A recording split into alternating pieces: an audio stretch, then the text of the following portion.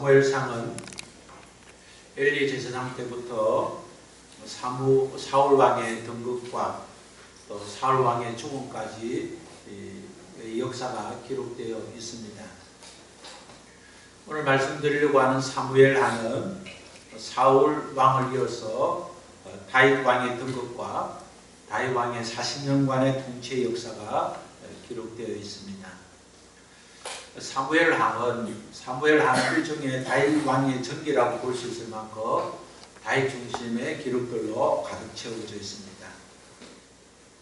사울 왕이 죽은 후에 다윗은 헤브론을 중심으로 유다를 통치하는 7년 반 동안 왕으로 다스렸다가 그 기간 동안 내란을 수습한 후에 통일 이스라엘 왕이 되어서 33년 동안 이스라엘을 통치했던 기록을 열왕기하가 기록하고 있습니다.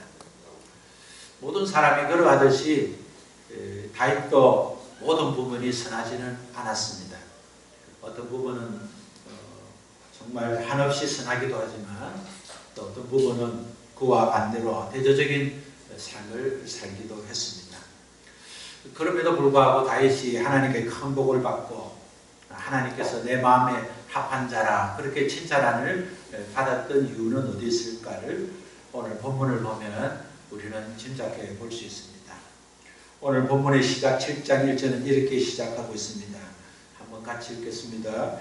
여호와께서 주의 모든 원수들을 무찌르사 왕으로 궁에 평안히 살게 하신 때에, 오늘 7장 1절의 말씀은 하나님께서 다윗 주변에 있는 모든 원수를 다 무찌르게 해주시고 왕으로 궁에 들어가 평안히 살게 하실 때에 일어났다는 일입니다.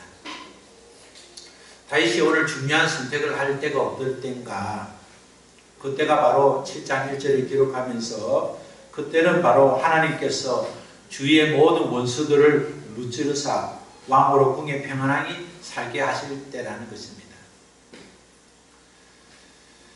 다윗이 이제 사방으로부터 7년 6개월 동안 왕이라고 하지만 모든 지파들의 지지를 받지 못하고 유다 지파의 지지만 받아서 헤브론에서 그저 왕이라 하지만 왕으로 세워져도 계속 왕의 위치를 존재하지 못하도록 위협하고 그런 내란이 있는 가운데 살다가 이제 자리를 잡고 평안히 궁에 갈 그때에 다윗이 해야 할 일이 많을지도 불구하고 다윗이 위대하고 중요한 두 가지 결정을 통해서 하나님 앞에 칭찬받고 쓰임받고 또 하나님의 큰 은혜를 받았다는 것을 설명하고 있는 것입니다.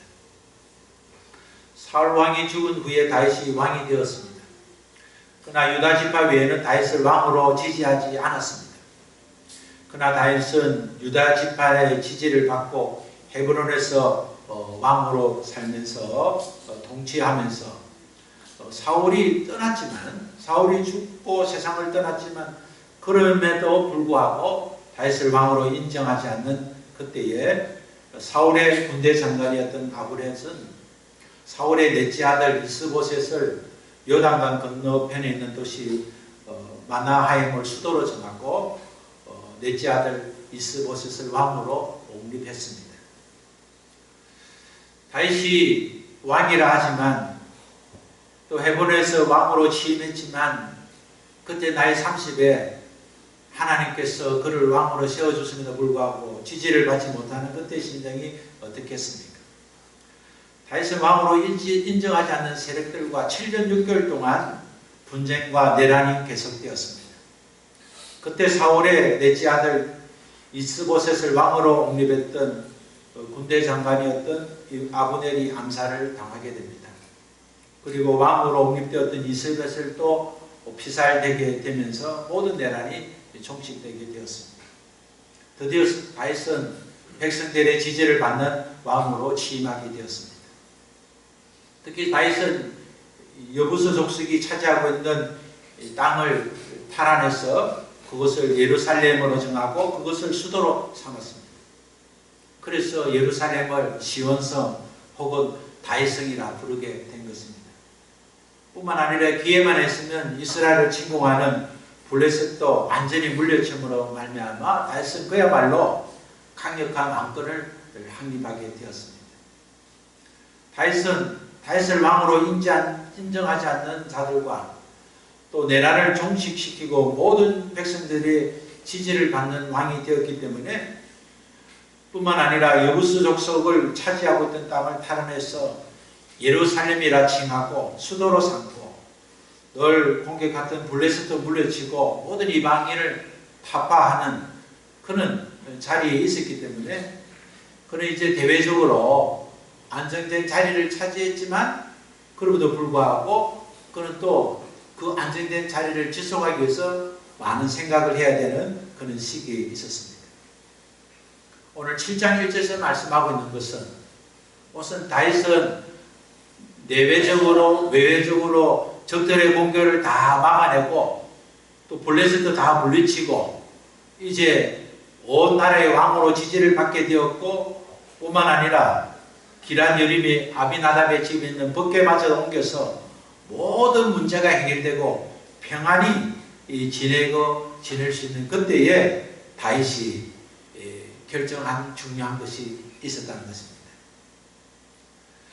정치 군사 문제를 해결하고 실권을 장악한 다윗은 이제 평안히 궁에 머물고 있을 그때에 그가 해야 할 일들이 많았습니다.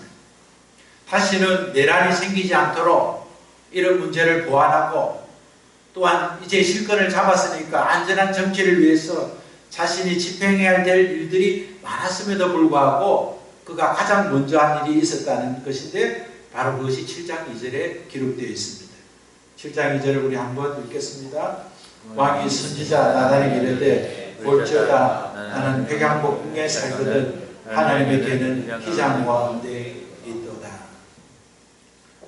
다윗은 왕으로 평안히 이제 살 수 있는 그때에 또 편안히 살기를 지속하기 위해서 많은 일을 해야 할 그때에 그가 선지자 나단에게 이렇게 말을 했습니다. 나는 백양목 궁에 살거늘 하나님에게는 희장 가운데 있도다. 나는 지금 아름다운 백양목 궁에 살고 있지만 하나님의 임재를 상징하는 하나님에게는 지금 저 텐트 안에 있습니다 라고 말한 것입니다. 나는 레바논에서 수입한 고급 목재로 아름다운 궁전에 살고 있지만 하나님의 임재를 상징하는 법궤는 저 텐트 안에서 방치되어 있습니다 라고 말한 것입니다. 나단 선지자에게 말한 것은 법궤를 모실 성전을 건축하고 싶다고 말한 것입니다. 다윗이 해야 할 일이 많은 그때에 가장 최우선으로 선택한 것은 성전을 짓겠다고 말한 것입니다.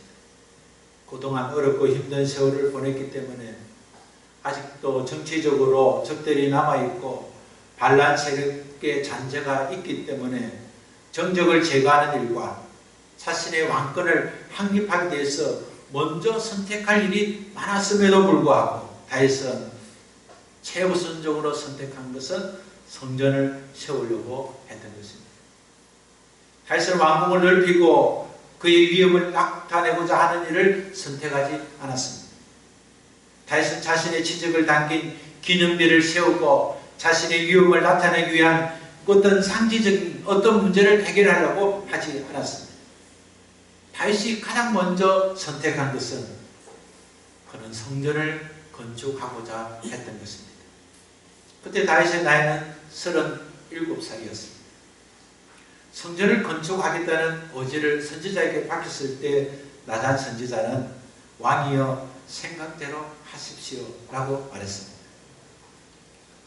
왜 다윗이 그런 말을 했는지를 선지자 나단은 알았기 때문에 오늘 나단이 왕께 이르되 여호와께서 왕과 함께 계시니 마음에 있는 모든 것을 행하소서 하니라 그렇게 말했습니다. 그런데 그날 밤에 4절에 보면 그날 밤에 여호와의 말씀이 나단에게 임하여 말씀하셨습니다. 4절을 같이 한번 읽겠습니다. 4절과 5절을 같이 읽습니다. 시작. 그 밤에 여호와의 말씀이 나단에게 임하여 이르시되 가서 내 종 다윗에게 말하기를 여호와께서 이와 같이 말씀하시되 내가 나를 위하여 내가 살 집을 건축하겠느냐. 나단 선지자가 다윗 왕이 성전을 건축하겠습니다. 나는 이렇게 외국에서 수입한 백양목으로 된 궁중에서 이렇게 편안히 사는데 하나님의 임재를 상징하는 법궤가 저 텐트 안에 있는 건 내가 그냥 볼 수 없습니다. 성전을 짓겠습니다. 그런 뜻으로 말을 하자 나단 선지자 그렇게 하세요. 하나님과 함께 하시니 그렇게 하면 좋지 않겠습니다. 라고 대답을 한 그날 밤에 하나님이 나단 선지자에게 나타나셨습니다. 오늘 우리가 5절까지 읽었는데 6절과 7절을 계속 읽겠습니다. 내가 이스라엘 자손을 애굽에서 인도하여 내던 날부터 오늘까지 집에 살지 아니하고 장막과 성막에서 다녔나니 이스라엘 자손과 더불어 다니는 모든 곳에서 내가 내 백성 이스라엘을 먹이라고 명령한 이스라엘의 어느 지파 가운데 하나에게 내가 말하기를 너희가 어찌하여 나를 위하여 백향목 집을 건축하지 아니하냐고 말하였느냐. 우리 하나님께서 나단 선지자를 통해서 다윗에게 말하라고 하신 말씀은 하나님께서 하나님의 전을 세우지 않는다고 지금까지 내가 아무에게도 아무 말씀도 하지 않았는데 다윗이 어떻게 성전을 건축할 생각을 다 했느냐 하는 것입니다. 하나님은 다윗이 왕궁을 확장하고 궁중을 넓히고 기념비석을 세우고 뭐 이런저런 일을 해야 하지 아니하고 먼저 어떻게 아무 말도 하지 않았는데 지금까지 성전을 지으라고 어느 누구에게도 말하지 않았는데 너는 어떻게 그런 귀한 생각을 다 했냐고 기뻐하신 것입니다. 하나님께서 다윗이 왕이 된 후에 하나님의 전을 먼저 생각하고 성전을 지으려고 생각한 것을 매우 기뻐하셨습니다. 하나님은 다윗을 매우 대견스럽게 생각했습니다. 아니 누가 어찌 그런 생각을 다 했느냐고 하나님은 그를 칭찬하셨습니다. 하나님은 성전을 지을 생각한 다윗에게 놀라운 복을 주셨는데 그것이 바로 8절과 9절의 말씀입니다. 우리 같이 한번 읽겠습니다. 그러므로 이제 내 종 다윗에게 이와 같이 말하라. 만물의 여호와께서 이와 같이 말씀하시기를 내가 너를 목장 곧 양을 따르는 데에서 데려다가 내 백성 이스라엘의 주권자로 삼고 너가 가는 곳에서 내가 너와 함께 있어 내 모든 원수를 내 앞에서 멸하였은즉 땅에서 위대한 자들의 이름같이 내 이름을 위대하게 만들어 주리라. 하나님께서 너가 목동으로 살던 그때에 양만 키우고 살던 내가 너를 들어서 구원해서 위대한 지도자가 되게 했는데 너는 그것을 잊지 않았구나. 너는 나의 언어로 말미암아 하나님의 일꾼이 됐고 백성들의 지도가 된 것을 잊지 않았구나. 하나님의 은혜를 잊지 않고 그 하나님의 은혜를 기회가 될 때 갚겠다고 생각한 그를 하나님께 기뻐하시면서 하나님께서 다윗을 위대한 이름으로 남게 해주시겠다고 말씀해 주셨던 것입니다. 다윗이 나는 지금 백향목 궁에 거하지만 하나님의 전은 저 기장 가운데 있습니다 라고 하면서 하나님의 전을 생각할 때 하나님이 기뻐 받았었습니다. 다윗은 지금 하나님의 전을 짓지 않았습니다. 다윗이 가장 편안히 있을 때 가장 위급하고 어려움을 면했을 때 그가 먼저 생각했던 것은 하나님의 은혜를 기억했다는 것입니다. 그리고 그 은혜를 갖기 위해서 내가 무언가를 해야 되겠다고 생각했다는 것입니다. 하나님은 다윗의 생각만 받고 다윗의 말만 들어도 하나님 기뻐하셨고 다윗에게 위대한 그 다윗의 이름을 위대하게 만들어 주리라고 약속을 했습니다. 오늘 본문의 내용을 설교했던 구약의 메시지 중에서 이영규 목사님은 교회를 먼저 생각한 친구 이야기를 그의 책에 담았습니다. 교회를 다녔던 시골 교회를 다녔던 친구가 어느 날 공수부대로 지원을 했습니다.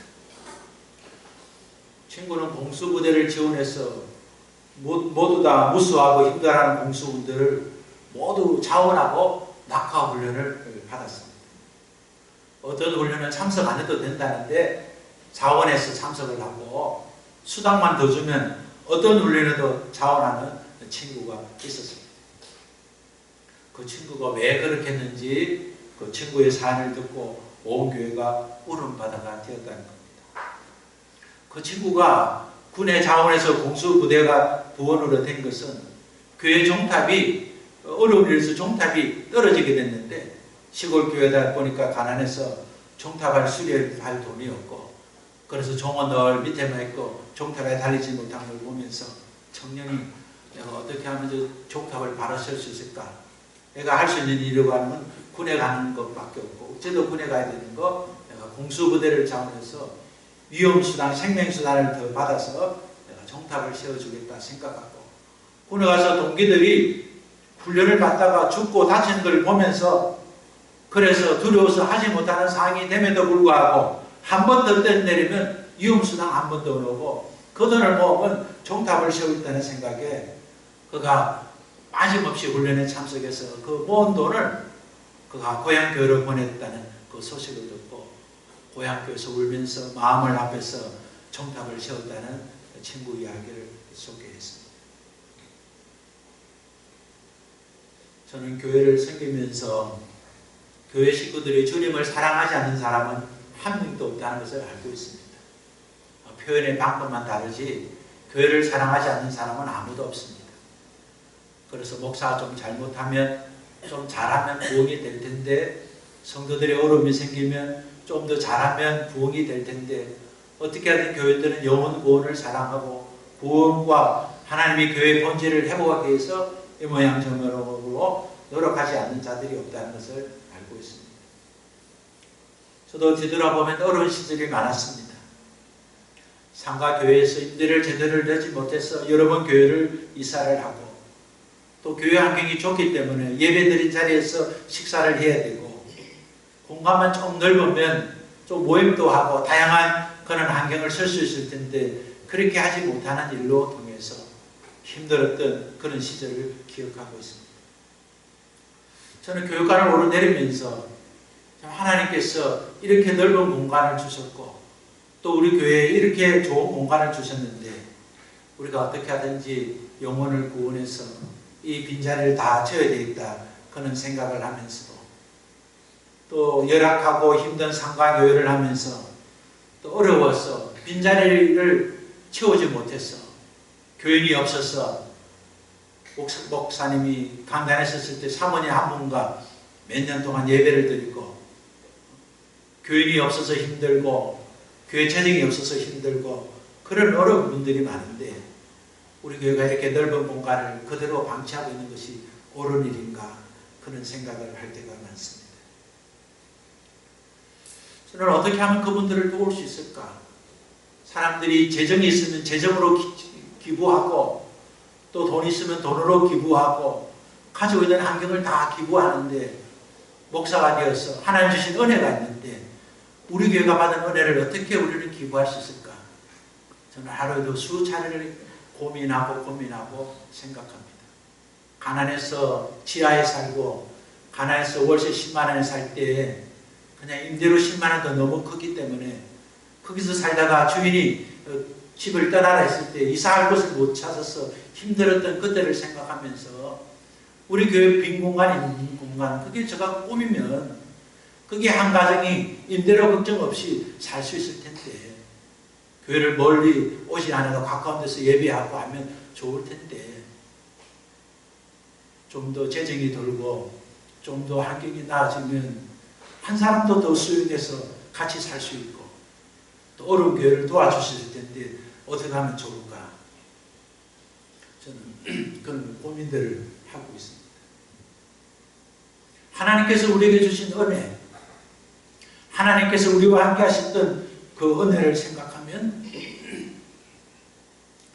우리는 그 은혜를 갖겠다고 고백하는 순간 우리는 그 은혜의 삶을 살겠다고 다짐하는 순간 우리는 그 은혜의 삶을 실천하지 못해도 하나님께서는 다윗에게 베풀어 주신 그는 은혜를 기억하고 은혜 받은 자에게 주시는 그런 축복을 우리가 받게 될 수 있는 것입니다. 오늘 사무엘하 9장 이하를 보면 다윗 왕이 된 후에 두 번째 선택한 것이 기록하고 있습니다. 우리가 사무엘하 9장 1절을 한번 읽어보겠습니다.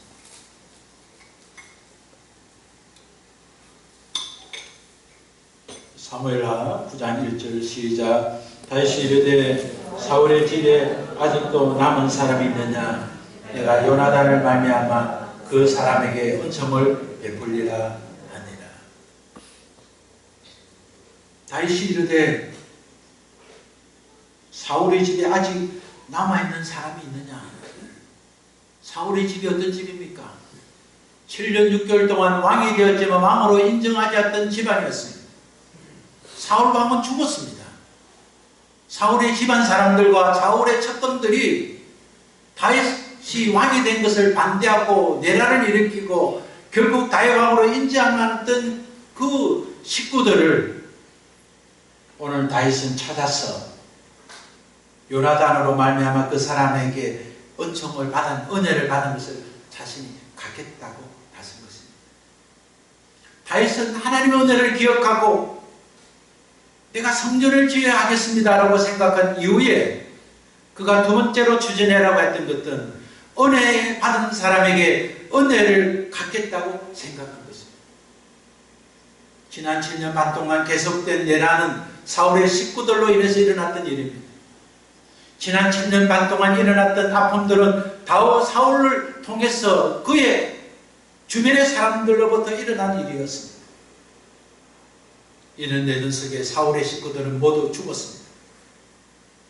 그러나 다윗은 아직 살아있는 자가 있다면 그 살아있는 자를 만나서 더욱이 과거에 자기를 도와주었던 사울의 아들 요나단으로부터 받은 은혜와 우정을 잊지 않고 그의 후손 가운데 한 사람이라도 남아있으면 요나단에게 은혜를 갚지 못하지만 그 후손에겐 은혜를 갖겠다고 생각한 것이 다윗의 두 번째 선택이었습니다.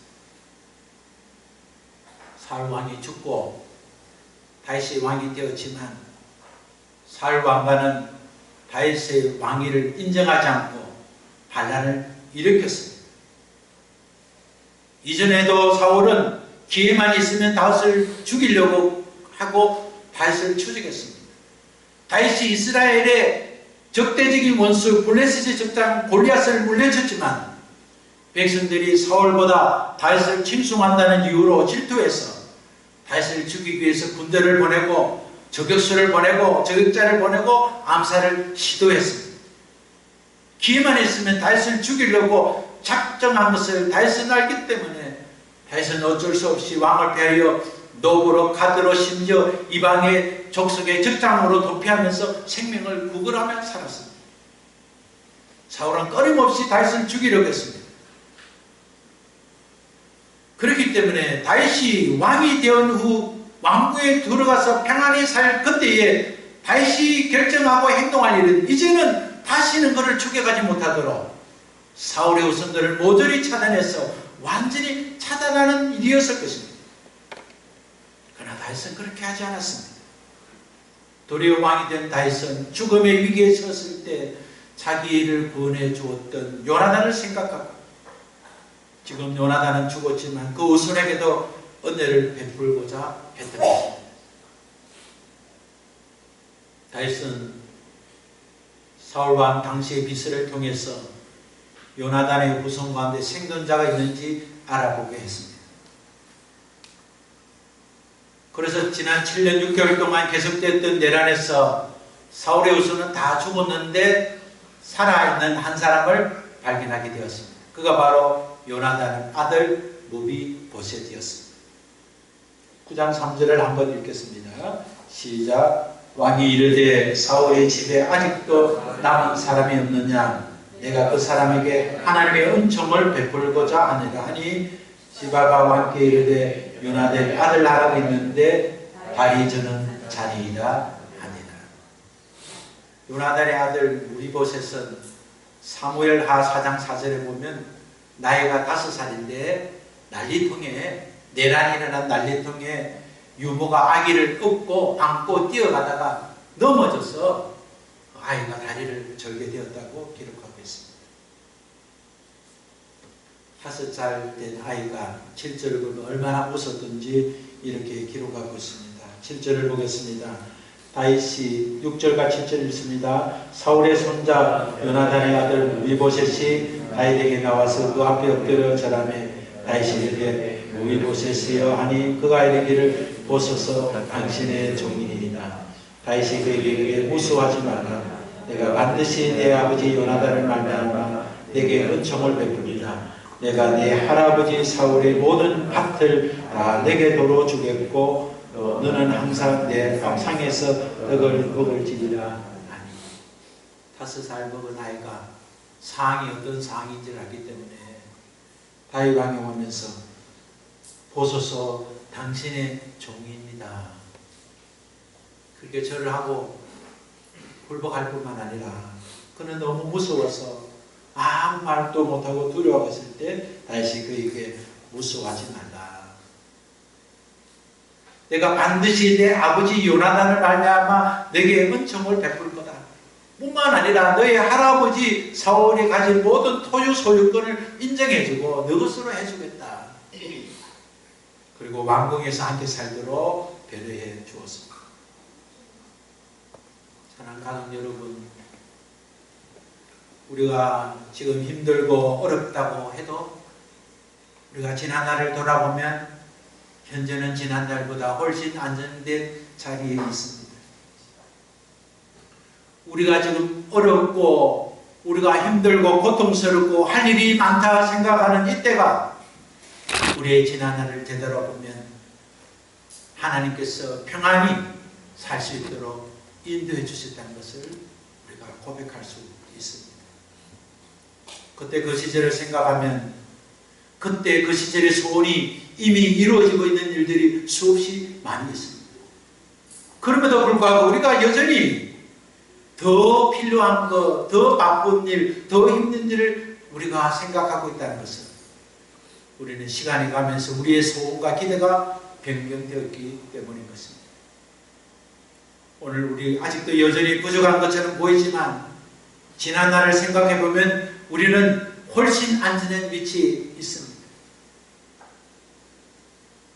진정한 성공은 현재의 자리에서 제일 먼저 내가 무엇을 해야 할 것인지를 결정하는 것입니다. 다윗이 왕이 되어 국내적으로 모든 문제가 해결되었다고 하지만 그러나 그렇기 때문에 안정을 위해서 1차적으로 해야 할 일이 더 많았습니다. 그럼에도 불구하고 그가 가장 먼저 생각한 것은 하나님으로 받은 은혜를 또 하나님의 은혜로 말미암아 사람으로 받은 은혜를 기억하고 그 은혜를 보답하기 위한 선택이었습니다. 그래서 그는 하나님의 전을 먼저 생각했습니다. 그래서 그는 사울의 가족 요나단의 가족을 먼저 생각했습니다. 그리고 그 은혜에 보답하기 위해서 자신이 무엇을 할 것인가에 대해서 그는 깊이 생각하고 최선을 다하려고 했습니다. 오늘의 삶은 이런 것은 모두가 우리의 힘으로 이루어진 것이 아닙니다.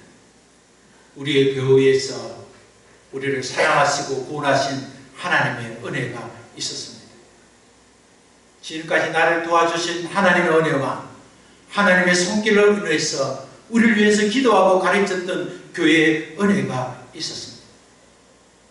세상 사람들은 공부 잘해서 남주나 출세해서 남주나 하면서 이기적으로 자기만을 위해서 살려고 가르치지만 그러나 성경과 하나님의 말씀은 공부 잘해서 출세해서 성공해서 남을 줘야 한다고 가르치고 있습니다.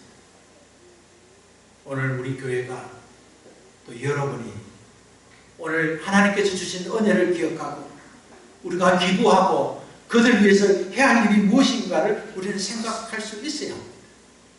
오늘의 일시적인 나의 평안을 위해서 오늘 일시적인 우리 교회의 평안을 위해서 하는 것이 아니라 어렵고 힘들어도 불편해도 우리 교회가 해야 할 일을 해야 할 것입니다. 예수님을 나의 주인으로 모신 우리가 소극적인 생각, 이기적인 생각에서 벗어나지 않으면 하나님의 은혜를 갚을 길을 막을 수밖에 없습니다. 우리는 하나님을 예배하는 예배자들입니다. 우리가 있는 그곳이 바로 하나님께 예배할 장소가 되는 것입니다. 우리의 삶의 자리에서 예배하는 자가 바로 진정한 예배자가 되기 때문입니다. 예배자는 하나님의 은혜를 잊지 않는 사람이어야 합니다. 예배자는 그 하나님의 은혜를 알기 때문에 하나님의 전을 생각하고 내게 베풀어졌던 이웃의 사랑을 생각하는 자가 되어야 하는 것입니다. 예배자의 시작은 은혜를 아는 자가 되어야 할 것입니다.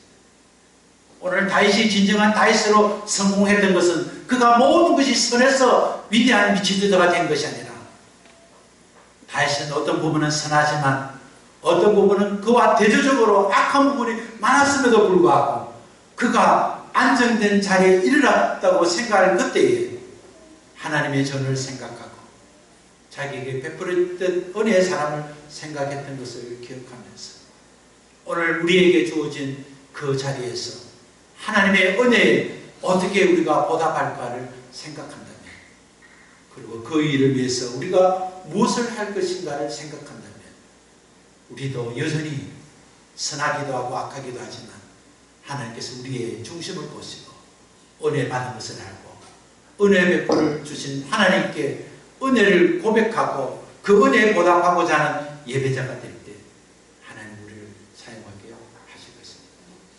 우리 함께 일어나서 하나님 나는 예배자입니다를 찬양하겠습니다.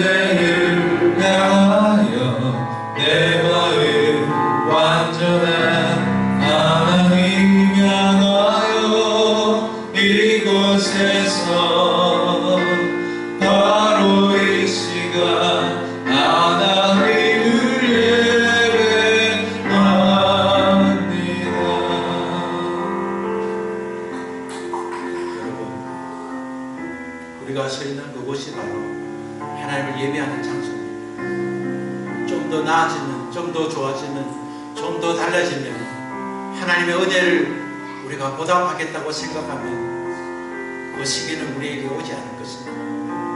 오늘이 일하는 말 때고, 오늘이 구원받을 때고, 오늘이 하나님의 은혜를 보답할 때, 오늘 우리 개인이, 오늘 우리 교회가 하나님의 쓰임받기 위해서 그 은혜를 보답하기 위해서 무엇을 할 것인가를 우리가 결정할 때 다윗처럼 하나님의 전을 생각하고 다윗처럼 은혜 받은 사람을 생각하고 그 은혜를 갖기 위해서 구체적으로 실행했던 것처럼 오늘도 우리가 서 있는 이곳에서 또 우리가 일하는 직장과 일터에서 하나님 주신 은혜를 기억하고 하나님께 은혜를 고백하고 쓰임받는 자가 될 수 있도록 오늘 우리가 하나님께 기도하고 결심하겠습니다. 우리 주여 한번 외치고 잘못됐는 회개하고 우리가 하나님께 결심 기도를 드리겠습니다.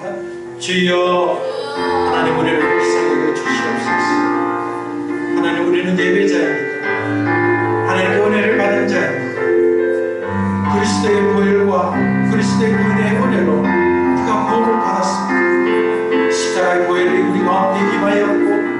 우리의 모든 신경과 세포 속에 그리스도의 보혈이 흐르고 있습니다. 우리는 영생을 얻고 영생받은 자로 살게 되었습니다. 주님이 죽으시고 부활하신 사건을 통해서 주님이 나의 주님 되시고 부활하신 주님이 나의 하나님 되심을 고백하고 우리가 그리스도의 자녀가 되었습니다. 주님께 받은 은혜가 이렇게 크고 놀라운데 하나님의 은혜를 고백하지 않고 하나님의 은혜를 고백하기만 하고 그 은혜를 보답하기 위해서 구체적인 삶을 살지 못합니다. 주님, 오늘 우리의 잘못을 우리가 인정하고 회개하고 하나님 우리가 마땅히 해야 될 일을 하나님 실천할 수 있는 믿음을 주시기를 원합니다. 하나님께 받은 은혜가 하나님 아버지 교회와 믿음의 행제를 통해서 받은 일을 기억하고 있습니다. 하나님 마땅히 할 일들을 하나님의 말씀으로 주님 주시옵소서. 하나님 아버지, 하나님의 은혜로 말미암아 구원받고 하나님의 자녀가 되었습니다. 하나님, 우리 또 다윗처럼 오늘 우리의 자리에서 하나님, 내가 거하고 있는 우리의 심의 자리에서 나는 이렇게 편안히 쉬고 있는데 하나님의 저는 어떻게 되었는가를 살펴볼 수 있는 믿음을 주시고, 내가 이곳까지 오기까지 하나님께서 은혜로 말미암아 나를 위하여 기도하고 나를 위하여 중보한 자들이 있음에도 불구하고 나 스스로 되었다고 생각하는 폐역한 생각을 가지고 있는 우리들을 주님께서 용서해 주시고, 오늘 우리에 이르기까지 하나님께서 우리와 교회에 임하여 주셨던 하나님의 은혜를 생각하고 사랑하는 성도들이 또 사랑하는 교회가 마땅히 그 은혜를 보답할 일을 위해서 우리가 나설 수 있는 그런 실력을 허락하여 주시옵소서. 우리가 잘못 살고 잘못 행한 것들은 주님을 회개하고 주님 다짐했습니다. 주님께서 우리의 회개를 응답해 주시고 우리의 기도를 응답해 주셔서 하나님 앞에 더 쓰임받는 성도들과 교회가 되게 하여 주시옵소서. 이제는 우리 주님 예수 그리스도의 은혜와 하나님 아버지의 크신 사랑과 성령님의 교통하심이 하나님께 받은 은혜와 교회와 사랑하는 자들로부터 받은 은혜를 기억하고 그 은혜를 보답하기 위해서 우리의 삶의 자리를 바꾸어 회복하기를 다짐한 사랑하는 성도들 머리 위에와 저들의 일터와 가정 위에 지금부터 영원토록 함께 계시기를 우리 주님 예수 그리스도 이름으로 축원합니다. 아멘.